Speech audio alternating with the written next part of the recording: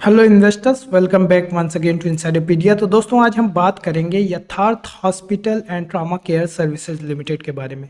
तो आज इस वीडियो में हम डिस्कस करेंगे इनका क्वार्टरली रिजल्ट और यहाँ पे Q4 FY24 का रिजल्ट का रिव्यू करेंगे और देखेंगे इनका रिजल्ट कैसा आया है।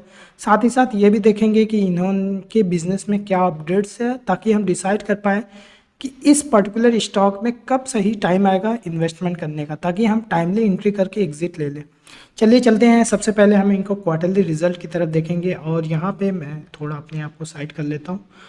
तो यहाँ पर क्वार्टरली रिजल्ट देख सकते हैं कि मार्च 2024 में 178 करोड़ की रेवेन्यू इन्होंने रिपोर्ट किया, जो कि पिछली साल 144 करोड़ था। तो अच्छा खासा जंप हुआ है। दिसंबर से भी देख सकते हैं कि 167 से बढ़ा हुआ है। इसके अलावा नेट प्रॉफिट भी कंपेयर करें, 17 करोड़ से बढ़ करके 38 करोड़ हो गया। ये भी ज़बरदस्त है। 29 करोड़ का जो नेट प्रॉफिट दिसंबर था, वो भी बढ़ करके 38 करोड़। ऑलमोस्ट कह सकते हैं कि 30% की ग्रोथ हुई है क्वार्टर ऑन क्वार्टर बेसिस पे। इसके अलावा शेयर प्राइस की बात करें तो शेयर प्राइस बीच में यहाँ पे जब एक हॉस्पिटल का एक्विजिशन की न्यूज़ आई थी तो 378 रुपये से यहाँ पे 500 के आसपास गया था, फिर नीचे चला आया था, फिर ये शेयर करीब 477 रुपये का हाई लगाया, फिर नीचे आ गया। अभी 414 रुपये का ट्रेड कर रहा है। 3558 की मार्केट कैप है। 31 का पी है, जो कि मुझे लग रहा है काफ़ी रीजनेबल है। वैल्यूएशन तो जस्टिफाइड लग रही है। अब हमें देखना है कि फ्यूचर आउटलुक क्या हो सकता है, ताकि हम डिसाइड कर पाएँ कि इस पर्टिकुलर स्टॉक में कब हम इन्वेस्टमेंट कर सकते हैं। तो जैसे कि सबसे इम्पॉर्टेंट मैट्रिक होता है किसी भी हॉस्पिटल स्टॉक में, एक तो है ARPOB, जिसको आरपॉप, दूसरा ऑक्यूपेंसी रेट। ठीक है। तो यहाँ पे जैसे कि हमने डिस्कस किया कि रेवेन्यू तो बढ़ा हुआ है। Q4 में जो 1438 करोड़ था वो बढ़ करके 100, ये मिलियंस में दिया हुआ है, तो 144 करोड़ का रेवेन्यू बढ़ करके 178 करोड़ हुआ है। इसके अलावा आरपॉप यहाँ पे देख सकते हैं, कंसोलिडेट जो नंबर है वो Q4 FY24 में 27,700 करोड़ का था, वो बढ़ करके 29,200 करोड़। लेकिन Q3 के कंपैरिजन में कुछ खास ग्रोथ नहीं हुई है, बल्कि स्लाइट डी ग्रोथ हुआ है आरपॉप के नंबर में। वो ऐसा इसलिए कि ऑक्यूपेंसी रेट जो इनका बढ़ा हुआ है, देख सकते हैं Q4 FY23 में 49% का ऑक्यूपेंसी रेट था, जो कि बढ़ करके 57% का हो गया। इसके अलावा दोस्तों, इन्होंने एक फरीदाबाद में एक हॉस्पिटल एक्वायर किया। कहाँ? 9 फरवरी 2024 में ये डील हुई थी। और तभी से देख सकते हैं कि 9 फरवरी, यहाँ पे देख सकते हैं कि 9 फरवरी को जब न्यूज़ आई थी, उसी के आसपास ये शेयर प्राइस ये जो 380 से 487 का चला गया। ठीक है। यहाँ पे देख सकते हैं। एक चीज़ और नोट करने वाली, ये बता रहे हैं कि एग्रीमेंट साइन किया गया था 9 फरवरी को, लेकिन दोस्तों न्यूज़ तो मार्केट में पहले से ही आ गई थी। इसीलिए देख सकते हैं कि 6 फरवरी को ही ये शेयर प्राइस 2 से 3 दिन पहले ही एडवांस में शेयर प्राइस ऊपर जाने लगा था। इसके अलावा इनका जो ऑपरेशनलाइज कर दिया गया है इस हॉस्पिटल को 12 मई से, तो यहाँ मतलब है कि Q1 का जो रिजल्ट आएगा, यानी जून क्वार्टर का रिजल्ट आएगा, उसमें इसका नंबर दिखने लगेगा। तो 2024 में एक्विजिशन हुआ, 200 बेड का हॉस्पिटल है, 61 ICU है। ठीक है। इसके अलावा थोड़ा सा अब स्क्रीनर पे आते हैं और यहाँ पे एक बहुत अच्छा फीचर ऐड किया है। डॉक्यूमेंट के सेक्शन में जो ट्रांसक्रिप्ट हुआ करती थी, इसका यहाँ पे नोट्स बना दिया है, तो काफ़ी अच्छे से समराइज करता है।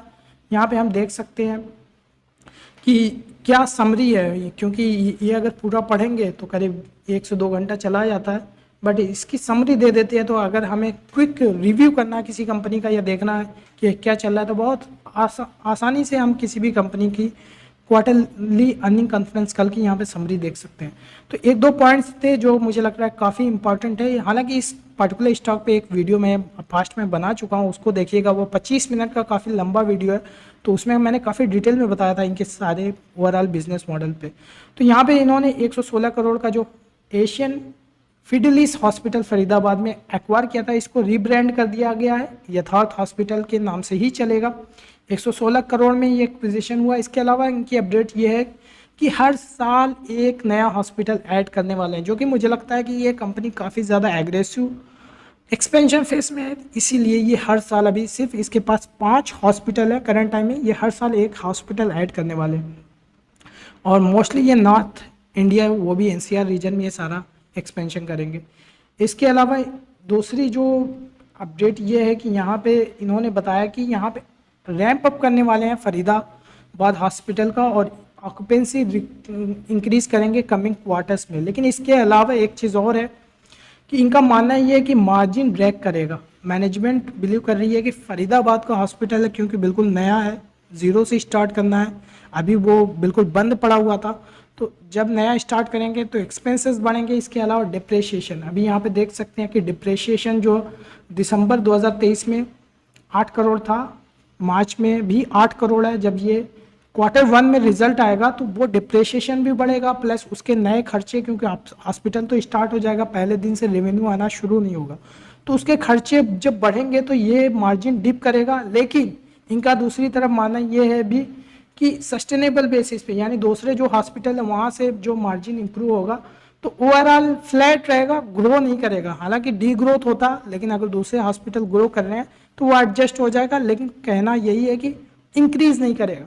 तो दोस्तों एक चीज़ जो मैं बहुत ज़्यादा हाईलाइट करना चाहूँगा कि कभी भी ऐसा नहीं देखा हमने कि कोई पर्टिकुलर कंपनी का शेयर हो वो बढ़ा हो जब कंपनी का प्रॉफिट फ्लैट रहेगा। तो मैनेजमेंट ऑलरेडी गाइड कर रही है, तो डी ग्रोथ हो रहा है, लेकिन दूसरे हॉस्पिटल से रेवेन्यू आएगा, प्रॉफिट आएगा, तो फ्लैट रह सकता है। तो एक चीज़ तो कंफर्म हो गई कि यहाँ पे इनका प्रॉफिट बढ़ने वाला है नहीं। इसके अलावा डिप्रिशिएशन बढ़ेगा, तो शायद जो है थोड़ा सा फ्लैट हो जाए या फिर थोड़ा सा डी ग्रोथ भी हो सकती है प्रॉफिट के टर्म्स में। तो दोस्तों एक और रिस्क होता है कि ये ब्रेक इवन में कितना टाइम लेगा, क्योंकि हॉस्पिटल तो पहले दिन स्टार्ट हो जाएगा। अगर 3-4 क्वार्टर तक ब्रेक इवन निकलने में लग गया, हो सकता है 1 साल भी लग जाए, तो उस दौरान तक वहाँ से रेवेन्यू तो आएगा लेकिन प्रॉफिट नहीं आएगा, बल्कि नुकसान होगा। तो जो दूसरे हॉस्पिटल का प्रॉफिट है वो खा जाएगा, तो ऐसे में नेट प्रॉफिट इनका कम होगा। ऐसी सिचुएशन में मैंने हमेशा देखा है कि ऐसे सिचुएशन में होता यह है कि प्रॉफिट जो है इनका फ्लैट रह जाता है या फिर स्लाइड डिग्रोथ होता है, और ऐसे में शेयर प्राइस परफॉर्म नहीं करता। तो मेरा जो पर्सनल व्यू है इस पर्टिकुलर शेयर में, जो कि यहाँ पे जो मार्जिन इंप्रूव नहीं होगा बल्कि डी ग्रोथ हो सकता है, दूसरी वजह यह है कि डिप्रिशिएशन बढ़ सकता है, तो प्रॉफिट तो बढ़ेगा नहीं। तो प्रॉफिट नहीं बढ़ेगा तो ऐसी सिचुएशन में हमें इस शेयर को वॉच लिस्ट में लगा करके देखना चाहिए।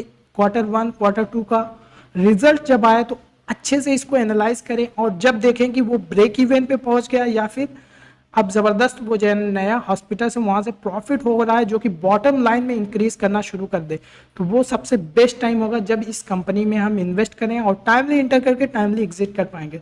तो दोस्तों उम्मीद करता हूँ ये आपको वीडियो समझ में आएगा कि यथार्थ हॉस्पिटल को वॉच लिस्ट में लगा के रखना है, और इसका जब सही टाइम आएगा तभी उसमें इन्वेस्टमेंट करना है। इसके अलावा अगर आप हमारी स्टॉक रिकमेंडेशन सर्विस में अगर इंटरेस्टेड हो तो इस दिए हुए नंबर पे व्हाट्सअप कर सकते हैं और जानकारी हासिल कर सकते हैं। इसके अलावा चैनल को सब्सक्राइब नहीं किया तो सब्सक्राइब कर लिए, और थैंक यू फॉर वॉचिंग।